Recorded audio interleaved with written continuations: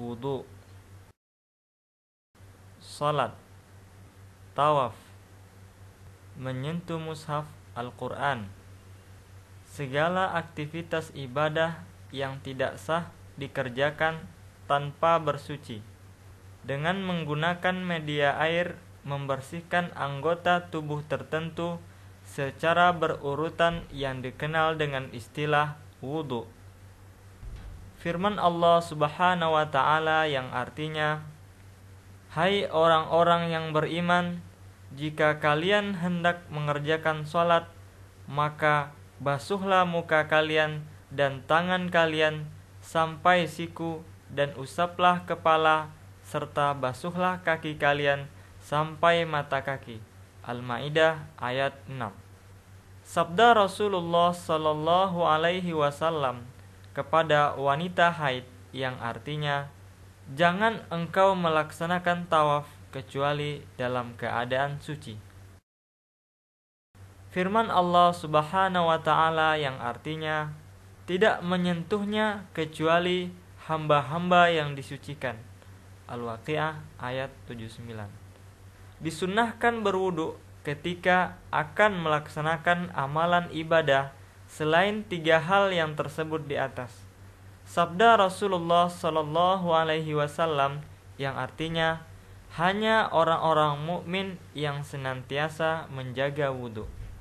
Dan lebih dianjurkan lagi tak kalah memperbaharui wudu di setiap waktu salat atau saat akan berzikir, berdoa kepada Allah Subhanahu wa ta'ala saat akan membaca Al-Quran, sebelum tidur, juga disunnahkan sebelum mandi wajib, setelah menguburkan jenazah, setelah suci dari hadas meskipun bukan untuk melaksanakan salat. Wudu dapat mendatangkan kecintaan dari Allah Subhanahu wa ta'ala.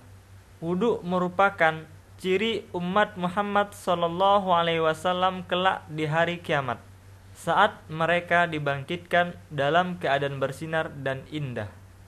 Sabda Rasulullah sallallahu alaihi wasallam yang artinya, "Umatku akan dibangkitkan di hari kiamat kelak dalam keadaan berseri-seri bekas air wudu.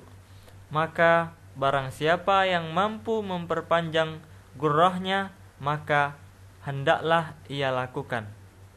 Wudu sebagai penghapus dosa dan kesalahan.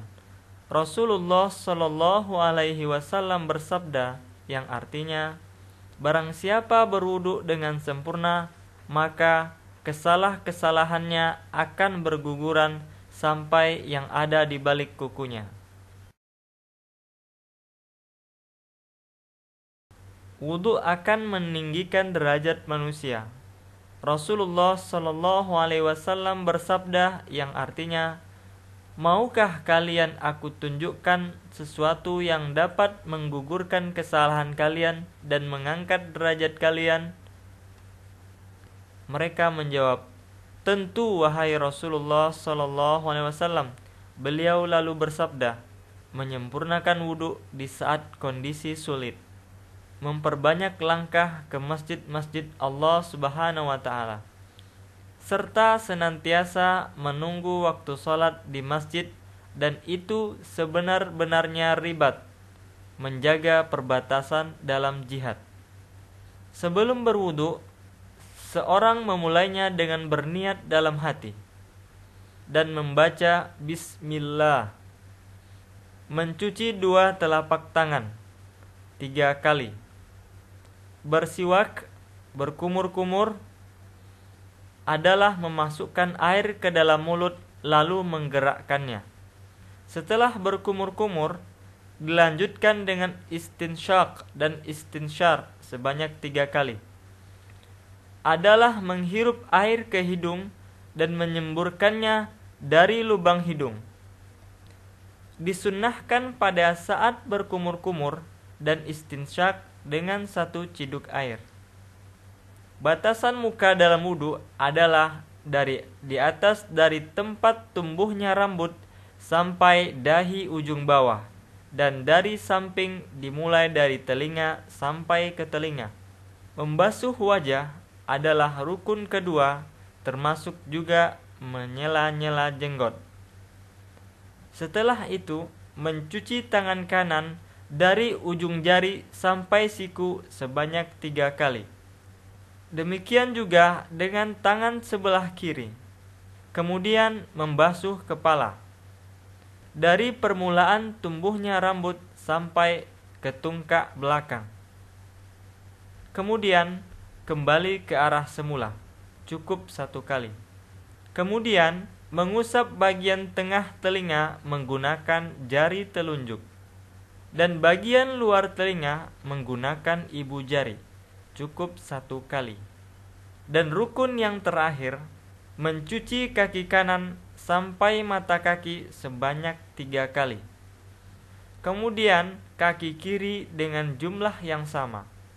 Setiap rukun-rukun yang telah dijelaskan mesti dilakukan dengan berurutan pada setiap anggota wudhu, sebagaimana wajib membasuhnya secara terus-menerus dan tidak ditunda membasuh suatu anggota wudhu sehingga anggota tubuh lain yang telah dibasuh menjadi kering. Air yang digunakan pada saat berwudhu harus suci. Membersihkan benda-benda yang dapat menghalangi sampainya air menyentuh kulit seperti kuteks dan lain-lain. Disunnahkan membasuh anggota wudhu sebanyak 3 kali, kecuali kepala dan telinga, hanya 1 kali usapan. Disunnahkan ketika berwudhu dimulai dengan bagian kanan dari anggota wudhu dan melewati bagian siku dan mata kaki dalam membasuh lengan dan kaki.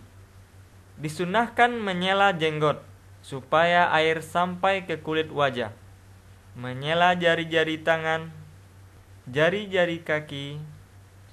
Juga disunnah dalam membasuh anggota wudhu dengan tangan, karena tidak cukup hanya dengan siraman air.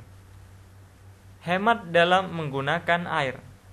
Rasulullah bersabda yang artinya akan datang suatu masa di mana umat ini akan berlebihan dalam bersuci. Maksudnya adalah berlebih-lebihan dalam berwudu.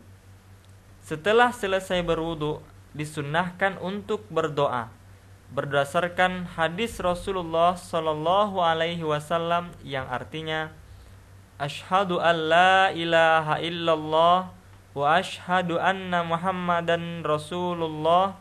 Allahumma ja'alni minat tawwabin wa ja'alni minal mutatahhirin.